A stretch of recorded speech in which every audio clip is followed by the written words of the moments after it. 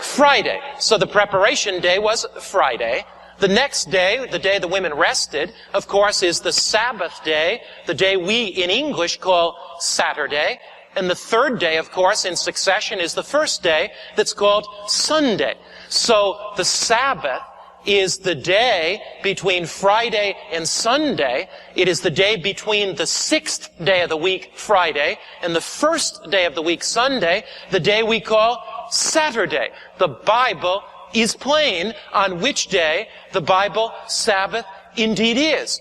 Not only does the Bible tell you what day the Sabbath is, but you look at most common dictionaries. The seventh day, here's Webster's International Dictionary. The seventh day, Saturday, is the seventh day of the week. The dictionary knows what day it is. It's Saturday. The Bible knows what day it is. It is Saturday. The seventh day is indeed the Bible Sabbath. In fact, astronomy knows which day the seventh day of the week is. If you go back to ask the astronomers, the United States Naval Observatory, Washington, D.C. You know, some people are concerned, has the weekly cycle been changed? Maybe the weekly cycle is all mixed up. Here, the United States Observatory said this: we have had occasion to investigate the works of specialists in chronology, and we've not found one of them that ever had the slightest doubt about the continuity of the weekly cycle into the Christian era. In fact, if you ask astronomer Larkin, he says there was no change in the weekly cycle. Indeed, the cycle of the week has come down to us in unbroken sequences of 7. Royal Observatory, Greenwich, England, confirms the authenticity of the weekly cycle. Saturday, as we know it today, indeed is the true Bible Sabbath. Look at a common calendar in the United States or North America. Saturday is the seventh day. Now, for my European friends, there are those in Europe that say, wait a minute, in our European calendar, Monday is the first day of the week in the European calendar. Now, you'll recall that that is true in some places, in fact, in most places in Central Europe, where they start with Monday. Most European calendars list Monday as the first day of the week. This change was made recently, in the 1950s and the 1960s.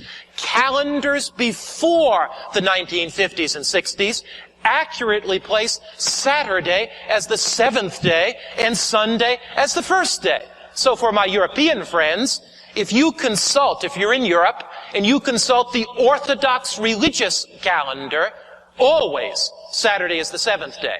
If you even consult, or if you're in a Catholic country, the Catholic calendar in Europe, Saturday is the seventh day. Always throughout Europe. The change was relatively new. In fact, it's part of a mastermind to take our world away from the true Bible Sabbath, because Daniel predicted in Daniel 7 verse 25 that the enemy would think to change the times and the what? Laws. We're going to study more tomorrow night about how the true Bible Sabbath was changed, but all this business trying to confuse people with some late recent calendar changes. Always remember Daniel 7:25, that there would be this attempt to change the times, to confuse people, change the laws. In over 105 languages of the world, the word for seventh day of the week is Sabbath. Do I have some Spanish folk here tonight in Orlando? Anybody speak Spanish here? Raise your hand. What's the name, Spanish folk in Orlando, for... Oh, I didn't ask the question. You gave me the answer. What's the name for Saturday in Spanish? Together? Sabado. In Hialeah, what's that name? Sabado. All our Spanish brothers and sisters have no problem. They look at the commandments. It says, remember the Sabbath day. They look on their calendar, and the seventh day of the week is Sabado. They know it. 105 languages in the world. The seventh day of the week. The name for that day is not Saturday, but Sabbath.